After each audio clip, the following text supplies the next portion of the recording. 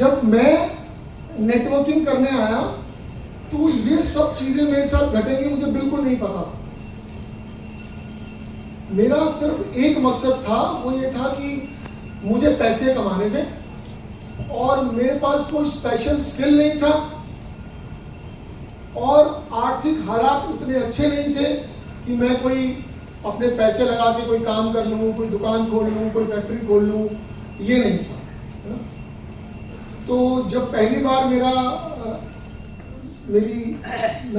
मतलब इंट्रोडक्शन हुआ मेरा नेटवर्किंग से और मुझे किसी ने बताया कि इंसान लेवरेज इनकम ये होती है, लेवरेज इनकम ये होती है, लीनियर ये होती है, तो मुझे उससे पहले पता नहीं था। और उन्होंने अलग अलग एग्जाम्पल से समझाया कि बड़े लोग अमीर क्यों होते हैं, गरीब आदमी क्यों गरीब रह जाता है और क्या करने से हम जल्दी अमीर हो सकते हैं, हम बड़े आदमी बन सकते हैं। तो मुझे उनकी बातें थोड़ी थोड़ी समझ में आई और वो मुझे इसलिए भी सूट करती थी क्योंकि मेरे पास कोई और रास्ता भी नहीं था। तो मुझे लगा कम पैसे लगा करके कोशिश तो करके देख ही सकते हैं।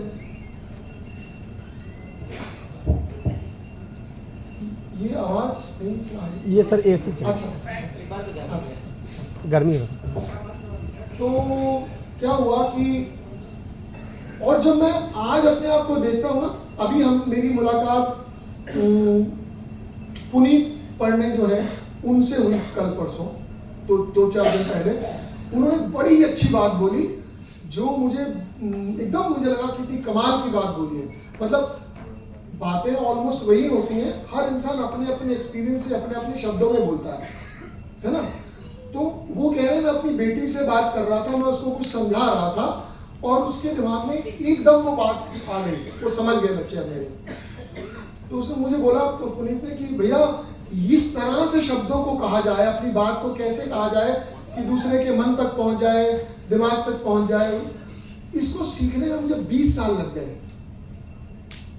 तो मैंने कहा हाँ यार ये बात बड़ी कमाल की है। और उनकी इस बात से मैंने उनको एग्जाम्पल दिया, मैंने कहा ये मैंने पहले पढ़ा था कहीं, मैं आपसे शेयर करता हूँ, वही बात मैं आपसे भी कर रहा हूँ। एक बहुत बड़े पेंटर हुए हैं जिनको पिकासो उनका नाम था, मेरे ख्याल से उन्हीं की कहानी है जितना है ना। तो उनके बारे में मैंने कहानी पढ़ी थी, उनमें ये कहा गया कि वो कहीं बैठ के रेस्टोरेंट में खाना खा रहे थे और एक औरत मांग रही थी है ना कि कुछ मुझे मदद कर दो, है ना वो जिसको हम बोलते हैं कि भीख मांगना, है ना शायद, है ना। इससे मुझे और शब्द समझ में नहीं आया इसलिए मैंने ऐसे बोल दिया। तो वो मांग रही थी, उनके पास चली गई, वो अकेले बैठ के रेस्टोरेंट में खाना खा रहे थे। उन्होंने बोला मेरे बच्चे छोटे हैं, मैं बहुत परेशान हूँ और मेरी मदद कर दीजिए, मेरे पास खाने के पैसे नहीं है। उन्होंने कहा अच्छा। उन्होंने एक टिश्यू पेपर उठाया, उन्होंने बोला पेपर देना, मुझे उठाया और उस पर 10-15-20 सेकंड में कोई 8-10 लाइनें खींची और खींच के उसको नीचे साइन कर दिए, उसको दे दिए। बोले कि इसको फ्रेम करवा लेना और फ्रेम करा के इसको बेच देना, आपको 2 मिलियन मिल जाएंगे। मतलब आज अगर हम कहें तो 10 करोड़ मिल जाएंगे, ऐसा मान लेते हैं।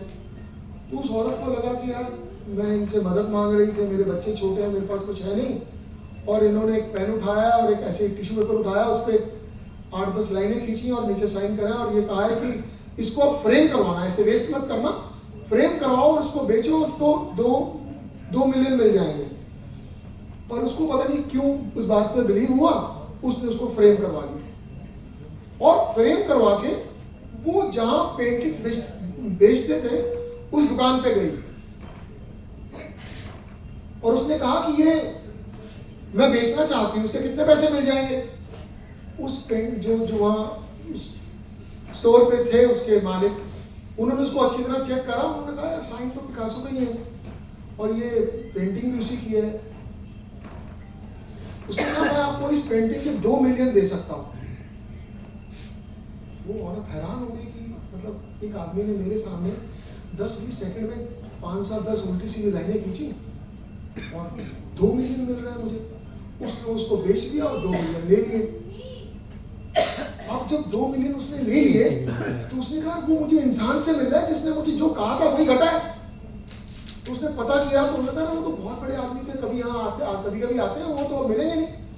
उसने पता किया तो मालूम है 1 महीने के बाद कहीं वो प्रोग्राम है, वहां मिलेंगे, वहां जाएंगे वो। अब वो मिलेंगे नहीं मिलेंगे पता नहीं। वो वहाँ पहुंची 1 महीने के बाद, उसको रोका गया, पर उसने रिक्वेस्ट में बोला कि मुझे उनसे मिलना है, मुझे मिलवा दीजिए।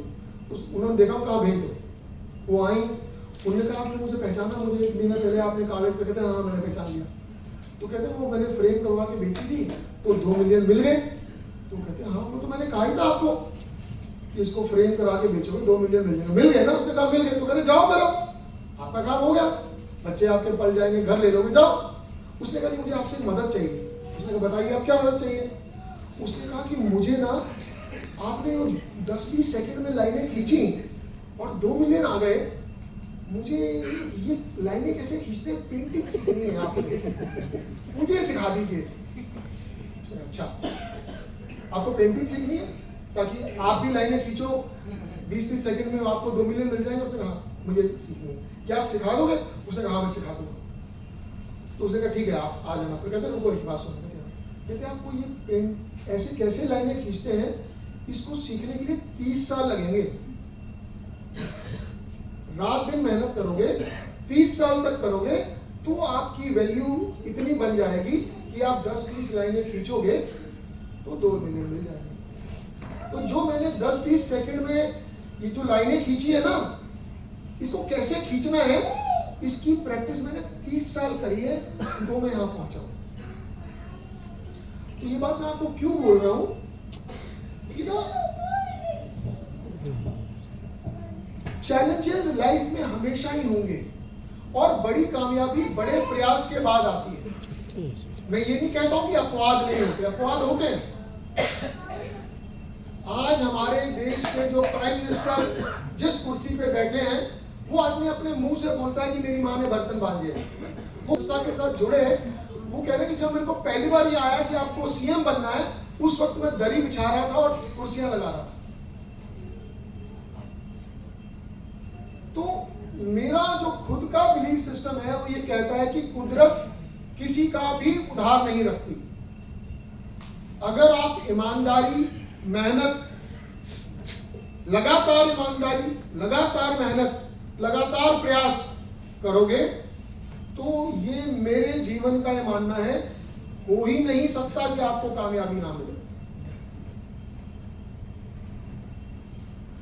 नेटवर्किंग में मैं आया तो पैसे ही कमाने था, लेकिन कभी कभी ना बाय प्रोडक्ट इतना बड़ा होता है कि आप एक्चुअल चीज को भूल जाते हो, है ना।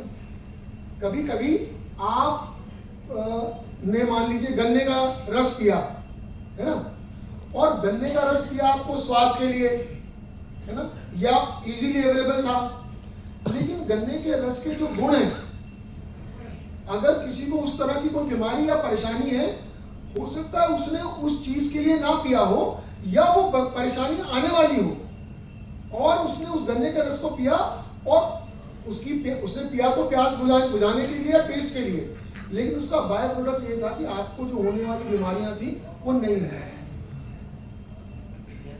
ना। तो नेटवर्क मार्केटिंग में जैसे मैंने बोला कि सब लोगों ने, मतलब चाहे वो एक पल था, एक ही पल, जिस वक्त आप लोगों ने मुझसे हाथ मिलाया, मुझे प्यार किया, मुझे सम्मान दिया, मेरे साथ फोटो खिंचवानी चाहिए, ये एहसास मतलब करोड़ों करोड़ लोगों को जीवन में होता ही नहीं है।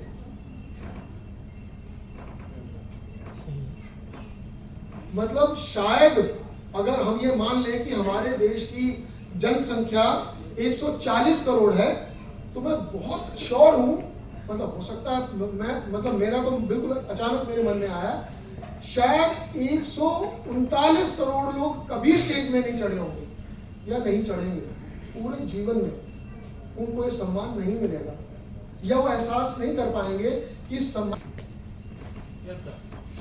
और जब मैं नेटवर्किंग करने लगा तो मुझे समझ में आया कि यार मुझे मेरी टीम बन गई है, मेरे लोग हो गए हैं, और मुझे मेरे अपलाइन ने समझाया कि यार अब हम तेरी टीम को कब तक संभालें, खुद संभालना है।